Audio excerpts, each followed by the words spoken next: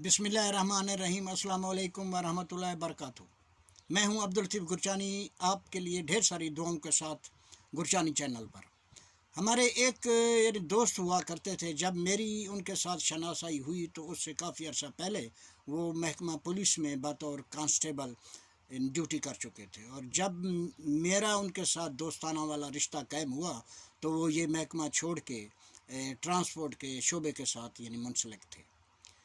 अब मैं किसी वजह से उनका नाम बताने से कासिर हूँ। दूसरी बात ये भी है कि आज वो हमारे दरमियान मौजूद भी नहीं है। दुआ गो हूँ कि अल्लाह ताला उनके दर्जात बुलंद फरमाए। लगारी फैमिली से इनका ताल्लुक़ था और चोटी के साथ में एक इलाका है, वहाँ के वो रिहायशी थे। एक बार हम तमाम दोस्त बैठे थे तो पर बातों बातों में उन्होंने एक ऐसा दावा किया कि मैंने जो बतौर कांस्टेबल एक ड्यूटी की है, मैं दावे के साथ कह सकता हूँ कि पूरे डेरा गाजी खान के डिवीज़न के किसी भी कांस्टेबल साहब ने ये ड्यूटी नहीं की होगी। फिर मेरा क्योंकि उनके साथ फिर एक फ्रैंकनेस सी हो चुकी थी, तो मैंने फिर तंजिया उनसे पूछा कि क्या आपने कोई कानून का ख़जाना ढूंढ निकाला था, या महकमे ने आपको कोई सातवां अजूबा तलाश करने की ड्यूटी पर लगाया। तो उन्होंने कहा इससे भी बड़ी ड्यूटी मैंने की है। फिर तफसील मालूम करने पर उन्होंने बताया कि एक बार हमारे एक SHO चौधरी साहब, जिनका नाम उन्होंने बताया था मुझे याद नहीं, मुल्तान से ट्रांसफ़र होकर थाना सिटी बतौर SHO आए।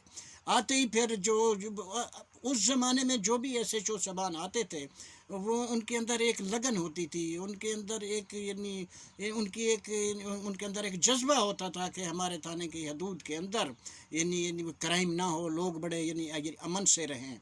आते ही फिर उन्होंने वो अपने तमाम स्टाफ के साथ मीटिंग की और मुंशी साहब से पहले मालूमात ले ली कि भी इस इलाके में कहाँ कहाँ क्राइम्स होते हैं, कौन से कांस्टेबल ज़्यादा एक्टिव है, कौन सा कांस्टेबल ऐसा है जो शहर को सबसे ज़्यादा जानता है। फिर वो मुंशी साहब ने मेरे मुतल्लिक़ उनको बताया कि ये जो हमारे कांस्टेबल हैं ये पूरे शहर की नक्शे को जानते हैं और वाकफियत रखते हैं, इनका हल्का अहबाब इस शहर में बहुत वसी है। फिर उन्होंने मुझे अलहदगी में बुलाया और उन्होंने कहा बेटा, मैं जिस भी थाने में रहा हूँ उस थाने का जो भी कांस्टेबल ऐसा होता था जो शहर को सबसे ज़्यादा जानता था, तो ये ड्यूटी मैं हर उस कांस्टेबल से मैंने ली है। तो जो मैं आपसे ये ड्यूटी लेने वाला हूँ। तो मैंने कहा सर आप हुक्म कीजिए, जो भी आपका आर्डर होगा उस आपके हर हुक्म की तामील की जाएगी। तो उन्होंने कहा ये मैं आपको बाद में बताऊँगा पहले। फिर उन्होंने मुझे कुछ पैसे दिए, सस्ता दौर था कि आप शहर में जाएँ और एक साइकिल ले आएँ, साइकिल के पीछे एक कैरियर बिस्तर बंद भी होना चाहिए, उसके बाद एक देगची वो भी लेने, ढक्कन भी होना चाहिए जस्त की, उसके बाद 2 रुमाल जिन्हें हम कंदूरी बोलते हैं वो भी ले आए। चुनाचे वो जो मतलूबा सामान मैं ले आया। फिर मैंने साहब के सामने उनकी जो रसीदें थी वो रखी, थोड़े पैसे बचे हुए थे वो मैंने दिए। तो साहब ने कहा बेटा ये पैसे आप खुद रख लो, अब आते हैं ड्यूटी की तरफ।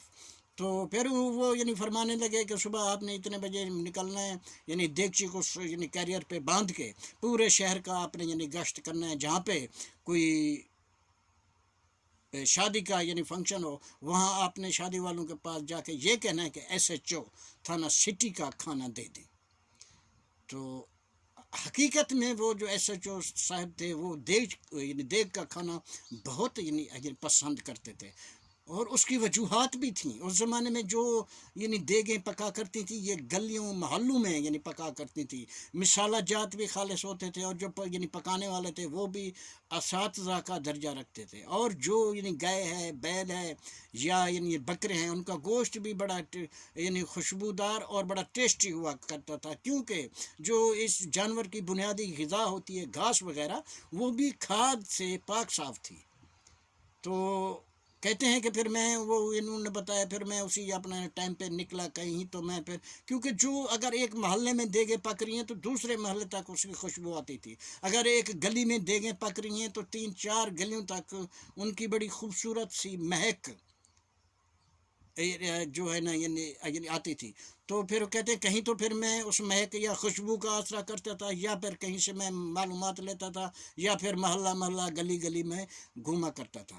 اور بعض اوقات خالی بھی آ جاتا تھا، کوئی فنکشن نہیں ہوتا تھا، بعض اوقات مجھے اتنا بھی پتہ چلتا تھا کہ شہر کے ارد گرد جو فلاں دیہات ہے وہاں پہ ایک شادی کا فنکشن ہے، اور جب میں ان کے پاس جاتا تھا اور لوگ شادی والے سے میں یہ کہتا تھا کہ یعنی SHO تھانہ سٹی کا یعنی کھانا دے دیں، تو وہ لوگ بڑے خوش ہوتے تھے کہ بھی ہماری شادی کے فنکشن سے SHO صاحب نے اپنے لیے کھانا یعنی منگوایا ہے۔ وجہ یہ بھی ہے کہ وہ وقت تھا کہ عوام بھی اس محکمے کے یعنی ان کے یعنی افیسر کے ساتھ ایک یعنی احترام یعنی کرتے تھے، محبت یعنی کرتے تھے، اور افیسرز بھی وہ تھے جو کہ اگر اس علاقے کا ایک عام آدمی بھی اگر ان کے پاس کوئی اپنا مسئلہ لے کے گئے تو وہ بڑی یعنی محبت سے سنا کرتے تھے، اور یعنی بڑے مخلص پن سے اس آدمی کا مسئلہ حل کرنے کی کوشش کیا کرتے تھے۔